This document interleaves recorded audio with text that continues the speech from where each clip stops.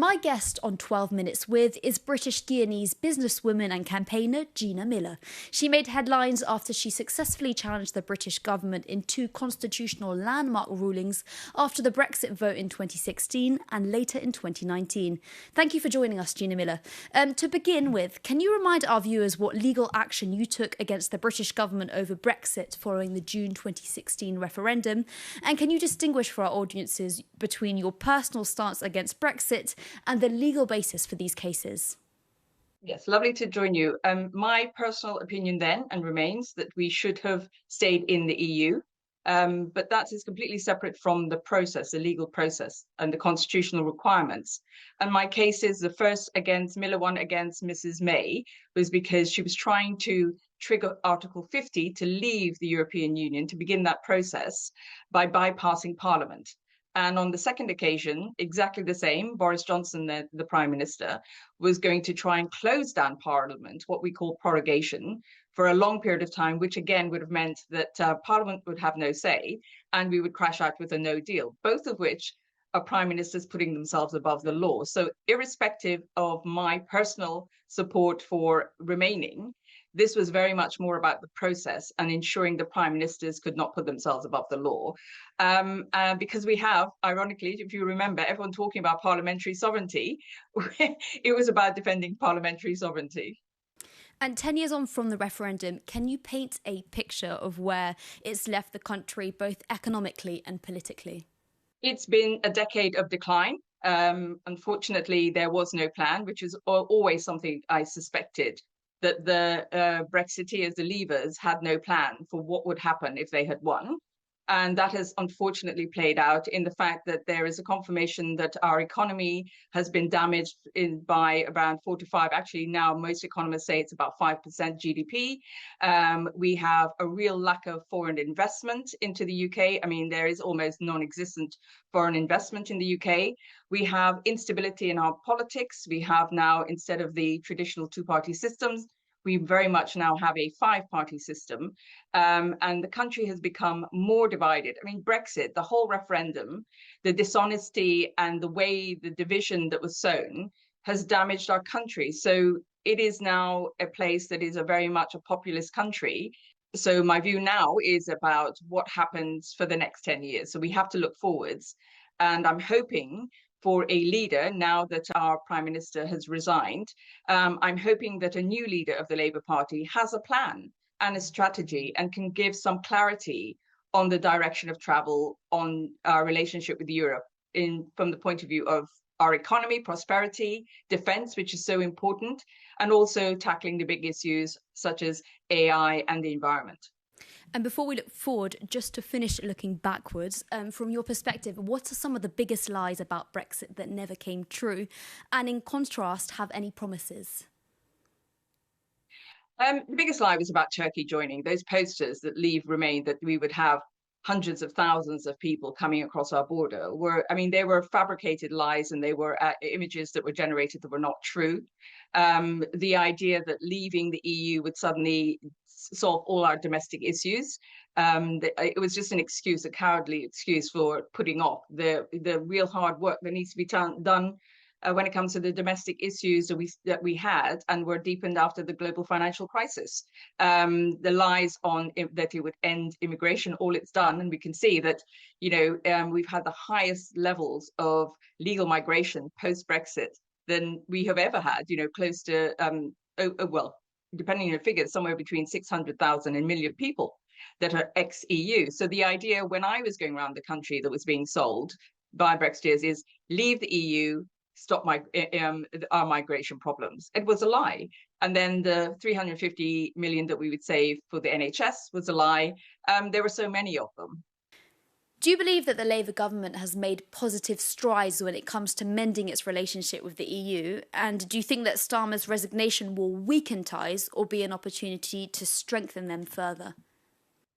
I have been very disappointed that Prime Minister Starmer was much not clearer on what he called about his realigning. I don't understand the not agreeing to a youth mobility scheme when we have one with 13 other countries, and restoring that opportunity for our young people. The idea of not pursuing a much closer relationship in a formal way. To my mind, the door is open on a Swiss type agreement, and I think that's something we should be very clear about.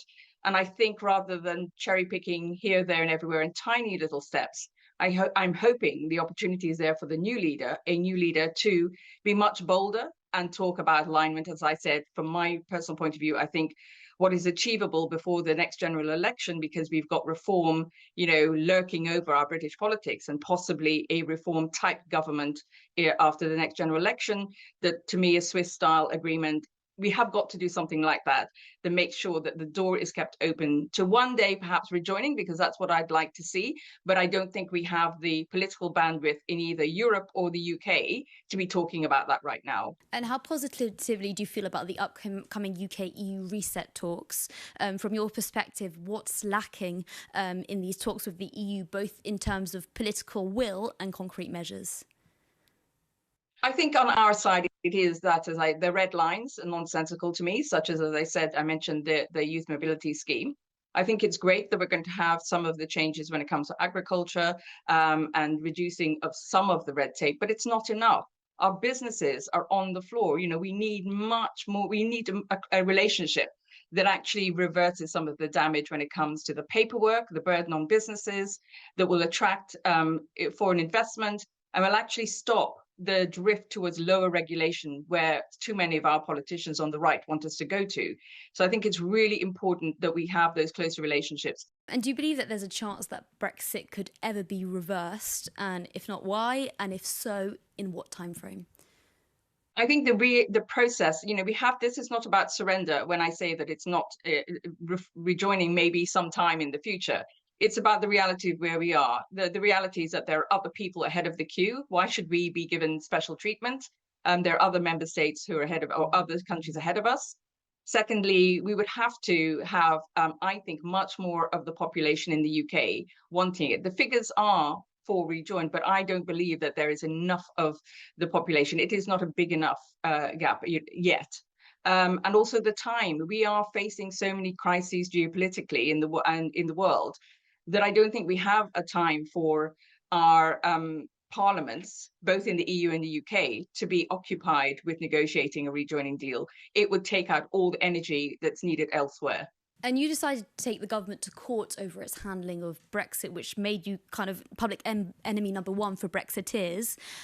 But from your perspective, would you say there's a culture of political apathy in the UK compared to European neighbours?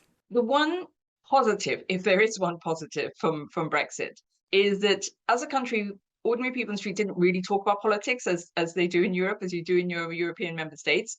Now people are much more engaged. And that's why we are seeing so many of the new parties that are coming up.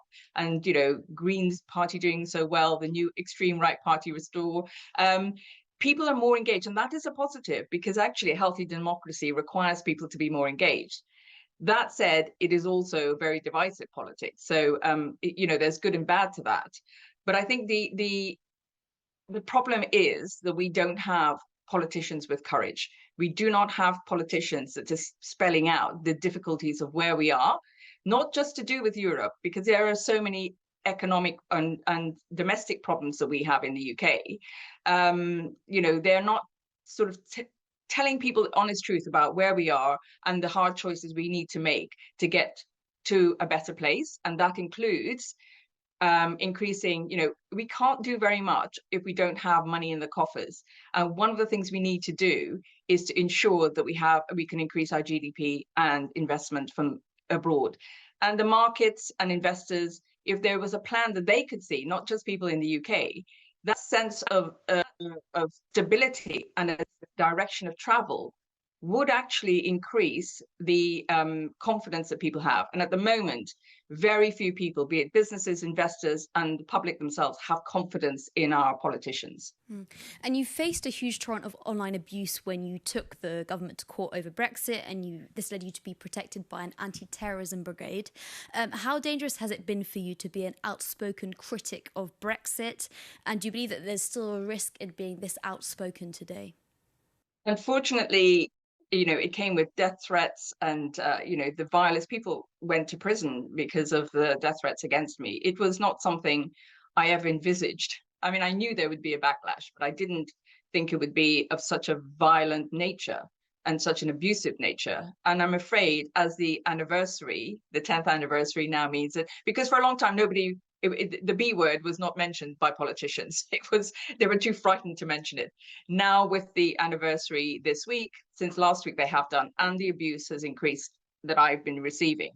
And oddly enough, I'm getting it from both sides this time. I'm getting it from the Leavers because they're saying, oh, she's going to try, their hatred hasn't gone away. And I'm afraid the Reform and Restore Party, because they are whipping up all the anti-migrant and the divisions in our country and the anti-EU settlement sentiment, then that I get a backlash, that it has a consequence for me. But also the Remainers are not happy with me either, because they think we can just rejoin tomorrow, so I take a pragmatic line, and I believe we have to look at process, and we have to be honest about what that process means to people. And that tends to be a very unpopular place to be from either side. But I think it's important that someone fills that gap, and I will carry on doing that, because we cannot get to a better place until we talk about what is needed. And I have to say, whatever happens next cannot be sneak through the back door. And that's one of the things I think was wrong that the Prime Minister Starmer was talking about, was that change would be done through what's called secondary legislation, so it wouldn't be debated in Parliament. As I said, and I defended the parliamentary sovereignty, I think any realignment and changes that come in the future need to be transparent and in the open and debated by Parliament. It can't be through the back door. Thank you very much, Gina Miller, for joining us on Euronews.